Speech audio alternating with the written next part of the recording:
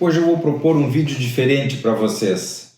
Vou me dedicar brevemente a pensar em voz alta sobre a psicanálise. Em termos gerais, a psicanálise em termos mais amplos, no sentido de entender ou de pensar o que faz a psicanálise, quais são as diferenças da psicanálise e assim por diante. Por exemplo, com relação ao número de sessões. A gente escuta por aí as pessoas dizerem, não, psicanálise é 5 vezes por semana. Não, psicanálise é 4 vezes por semana. Depois, psicanálise é 3 vezes por semana. Psicanálise é no divã, cara a cara, sentado frente ao psicanalista. Isso não é psicanálise.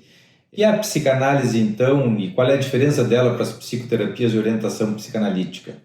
A psicoterapia de orientação psicanalítica é toda aquela terapia que utiliza o modelo psicanalítico de trabalhar, de interpretar, ou seja, que leva em consideração o inconsciente, as leis do inconsciente, o complexo de Édipo, a sexualidade infantil e a teoria da repressão. Todo psicanalista que trabalha com um determinado paciente e leva em consideração essa modalidade de trabalhar, que é o modelo psicanalítico descrito por Freud em última instância e seguido por todos os demais analistas, com pequenas variações com relação ao esquema referencial teórico, mas todos levam em consideração esse tipo de coisa, isso é psicanálise. Então, o indivíduo está trabalhando psicanaliticamente. Ah, mas é cara a cara, não está deitado no divã. Bom, muitas patologias, inclusive, tratadas psicanaliticamente, não está indicado o uso do divã, porque é muito regressivo, o paciente se desorganiza com muita facilidade, isso não é legal para o tratamento. Em algum momento se propõe que o paciente deite no divã, eventualmente se pede que o paciente fique novamente cara a cara. E com relação ao número de sessões, então 5 vezes, 4 vezes, 3 vezes é psicanálise, uma vez por semana, uma vez a cada 15 dias,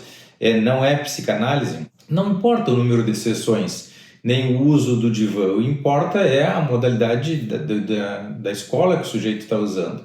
No caso, se a pessoa está utilizando os critérios da psicanálise, que são aqueles que eu referi anteriormente, conceito de inconsciente, teoria da repressão, sexualidade e complexo de Édipo, isso é psicanálise. Não importa a modalidade que o indivíduo está usando dentro do consultório. Psicanálise é a técnica, não é exatamente a maneira como o paciente está colocado frente ao analista. Alguns pacientes funcionam muito bem deitados no divã, outros fazem quadros regressivos bastante severos e a gente tem que pedir que ele saia dali. Tem pacientes muito paranoicos, muito desconfiados, que têm uma relação de objeto muito pouco confiável, no sentido de terem tido um holding especial lá na primeira infância ou em seguida de nascido, bebê, que não foram bem cuidados e não internalizaram um objeto satisfatoriamente cuidadoso dentro deles, não deitam no divã. O paciente às vezes fica comodamente cara a cara, mas no divã fica extremamente desconfiado. Tem pacientes que deitam no divã e viram de barriga para baixo, ficam de bruço, com os cotovelos apoiados no divã, conversando com o analista. É extremamente desconfortável e não é indicado, evidentemente. A pessoa não vai ficar à vontade ali. Pacientes muito desconfiados, muito paranoicos, não ficam de costa para o analista. Então, se senta confortavelmente na poltrona e mais adiante, em outro momento do tratamento, então, se ele tiver resolvido essas questões todas e tiver uma confiança maior nas relações de objeto, em especial na transferência com o analista, representando parte do mundo interno dele, então ele vai deitar no divã. Num segundo momento, ou mais adiante, anos depois. Qual é a atitude do analista? O analista tem que ter essa atitude de examinador, de estar em silêncio ali, persistentemente tratando de observar, de buscar, de associar livremente, de encontrar formas, viés, tá? Examinando o paciente o tempo todo numa tentativa de encontrar soluções para aquilo que o paciente não pode ver. Então, ele tem essa postura interna de analista, realmente de analista, de analisar, de pensar.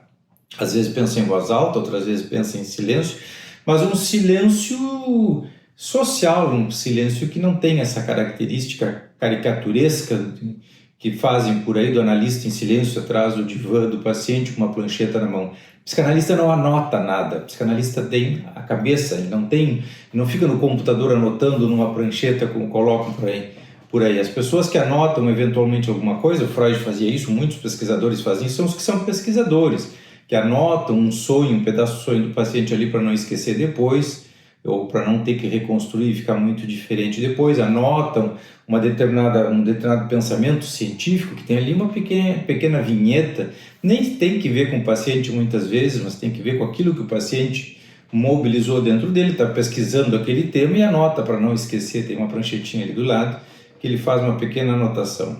Então, essa ideia de que o analista anota as coisas do paciente e guarda, isso não é psicanalítico, isso faz parte da caricatura que inventaram socialmente da figura do analista. O analista guarda tudo na cabeça. O dia que o analista morre, morrem todos os segredos, nenhum paciente é revelado. Tudo isso fica guardado dentro dele para sempre. Não tem computador, não tem ficha, não tem nada. Tem a cabeça, a memória. O analista tem que ter uma boa memória.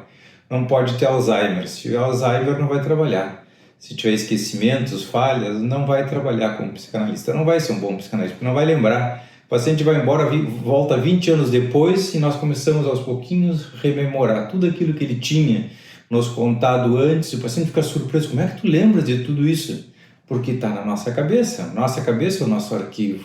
O analista tem que ter uma cabeça relativamente boa para fazer esse arquivo, guardar esses segredos todos que ficam só com ele. Evidentemente que ele tem que ser sigiloso, não pode informar ou passar adiante essas informações, isso é necessário. Ele pode, de repente, falar alguma coisa, contar numa sala de aula um determinado elemento ou colocar numa publicação uma determinada passagem, sempre quando não identifique o paciente. Uma hipótese alguma tem que identificar o paciente, dizer nome de paciente, endereço, etc., nem falar. Todos os autores usam mudar o nome da pessoa, mudar a cidade, mudar o sexo, mudar a dinâmica que possa de alguma forma identificar aquela citação, e dessa maneira, então, o que importa é o fato, não a pessoa em si. Eu conto, digamos assim, a história que traz embutida naquele relato e não a pessoa em si. Bisbilhotar a vida da pessoa e transmitir, transformar, divulgar a vida de uma pessoa, a intimidade de uma pessoa, não é psicanalítico, não faz parte da psicanálise. Então o analista tem esse pensar amplo, profundo, digamos, que faz com que ele esteja examinando, olhando. O psicanalista é muito voyeur, é muito curioso, é bisbilhoteiro da intimidade. Naturalmente ele olha a intimidade do outro, em especial o tema da sexualidade, das relações afetivas, como se deram, como se dão, de que maneira a pessoa representa, dramatiza e dá continuidade àqueles aspectos, tanto os bons quanto os doentios. É sobre isso que ele vai trabalhar, é em cima disso que ele vai ajudar a pessoa a se resgatar, a se entender e retificar aquilo que de alguma forma incomoda a vida dele. Para isso ele usa uma série de ferramentas no dia a dia. Ele faz perguntas, ele faz comentários, sempre tentando obter dados. O analista tem que obter dados para depois, por último, formular um pensamento mais profundo. Então ele confronta o paciente, às vezes o paciente diz uma coisa, depois diz outra, ele confronta um momento, uma verdade, um comentário com outro, na medida que isso vai surgindo, tentando encontrar um produto final que é a interpretação, que em última instância ele vai devolver. Então aí ele vai formular para o paciente aquilo que ele entendeu durante 15, 20 ou 30 minutos, ou durante toda aquela sessão que tem que ver com aquele mingau, com aquela miscelânea de coisas que o paciente traz, confuso, misturando uma coisa por outra, falando sem saber da importância daquilo que ele está falando. E o analista então vai pensar, vai sintetizar algumas coisas e devolver interpretativamente para o paciente, com lógica, com organização, de uma forma ordenada, para, de alguma maneira, participar ou ajudar que o paciente se organize diferente dentro dele. E nós estamos pensando nas instâncias psíquicas do psiquismo do sujeito, tomando posse daquilo que nós vamos oferecendo para ele.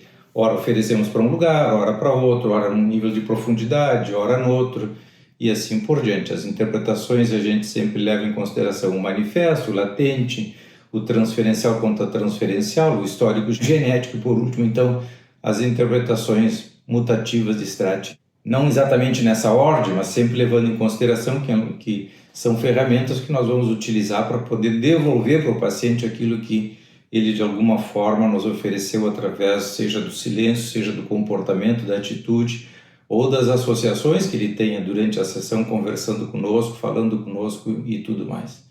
Então isso é muito importante. Agora o analista também tem que ter características muito especiais, tem que ter uma postura, um comportamento, uma atitude frente ao paciente que passe e transmita essa segurança toda, essa profundidade toda que a profissão exige. Ele não pode ser um maníaco, não pode ser deprimido exageradamente, me refiro, ele não pode ser uma pessoa piadista dentro da sessão. Eventualmente uma interpretação até pode ser formulada de uma forma mais brincalhona, ou de uma forma mais reflexiva, porque cabe naquele momento. O analista tem que ter essa sensibilidade de saber o que dizer, em que momento dizer, como dizer. Se o paciente está enlutado, chega falando da morte do pai, não podemos fazer piada, evidentemente, não vamos estar dando gargalhada, rindo o tempo todo com o paciente e tudo mais. O paciente pode fazer isso defensivamente, recorrendo às defesas maníacas do ego frente à dor, do sofrimento, da perda. O paciente pode, nós não podemos. O analista tem que ter bem claro dentro dele o que ele pode e o que ele não pode. Ele tem que estar de olho, atento, acompanhando. Ele tem que levar o paciente a tomar consciência de uma série de coisas que pode ser, inclusive, essa fuga desesperada da dor, da morte de uma pessoa querida. Mas, então, o analista tem que ter essa postura de profundidade, de seriedade, de compromisso com aquilo que ele está fazendo. E não significa dizer que ele tem que ser um chato, que sempre diz coisas pesadas, chatas o tempo todo. Eventualmente vai dizer, porque o tema exige, mas não necessariamente. Às vezes a gente tem que reconhecer, olha, peço desculpa, realmente hoje eu estou sendo muito pesado, mas o tema que está por trás disso tudo que tu estás me dizendo é um tema pesado, e infelizmente eu vou ter que te dizer assim. Gostaria de te dizer de forma alegre, contente e brincalhona, mas não dá. O tema de hoje realmente é um tema muito, muito pesado. E aí a pessoa tem que ir diluindo aquilo de alguma maneira para que seja relativamente palatável para o paciente. Senão o paciente não aceita, não quer, com toda razão, é duro, é difícil, é árduo, é sofrido. Então a gente tem que encontrar formas, analiticamente pensando, de ir diluindo aquele pensamento, aquele olhar profundo de tal maneira que o paciente possa, de alguma forma, deglutir, digerir. A ideia é que, em última instância, aquilo tenha uma utilidade para o paciente. Então nós não dizemos de qualquer jeito, com brutalidade e tudo mais. Eventualmente somos diretos, sinceros, transparentes, sobretudo para os pacientes que estão muito maníacos, acelerados ou eufóricos, que desesperadamente não querem se conectar. Eventualmente nós temos que bater meio de frente para fazer com que ele pare para pensar. Mas depois suavizamos, tiramos o pé do acelerador, regulamos.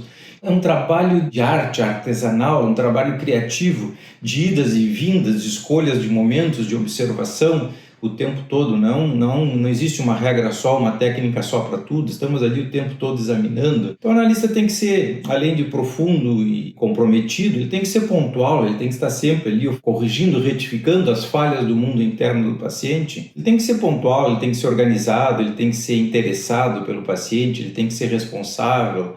Ele tem que ter esse olhar profundo para o inconsciente do paciente. O paciente tem que perceber isso no analista para poder se abrir, para poder ter confiança, depositar confiança numa pessoa que está no mundo da lua é muito difícil, porque ratifica todas as falhas que o sujeito teve lá na sua história. Uma mãe também que trabalhava, que chegava, que saía, que tinha mais 3 filhos, numa casa cheia de gente, com movimento, que não decodificava as necessidades, os choros, as ansiedades de um bebê ou de uma criança pequenininha, não percebia quando a criança estava angustiada porque tinha que fazer uma prova, mesmo que fosse uma prova simplíssima no início da carreira escolar, mas que para ela tinha um compromisso importante, perdia o sono, se acordava de madrugada, vomitava, tinha dor de estômago, se queixava, não queria ir à escola. Então isso tem que ser decodificado de forma adequada, e para isso é preciso uma calma, uma tranquilidade, um espaço para pensar com profundidade. Isso o analista tem que fazer durante a sessão para retificar, poder corrigir aquilo que de alguma forma não foi feito com aquela criança em especial, que agora na vida adulta reage dessa maneira, traz isso embutido no seu modelo, na sua forma de funcionar e tudo mais. O analista tem que ter também uma boa análise pessoal. Se ele não tiver uma boa análise pessoal, ele não consegue olhar, ver isso. Ele primeiro tem que ver dentro dele para depois enxergar no paciente. Tem que estar em paz com a sua sexualidade, em paz com os seus complexos, tem que ter uma sensação de controle relativo sobre aquelas coisas do dia a dia, da sua vida, para poder então exercer essa atividade dentro do mundo interno do paciente. O analista tem que ser corajoso para tirar temas espinhosos dentro do paciente que outra pessoa não faria, ou que numa outra circunstância se evitaria. Ele tem que ser corajoso com o tema da sexualidade, que é extremamente espinhosa.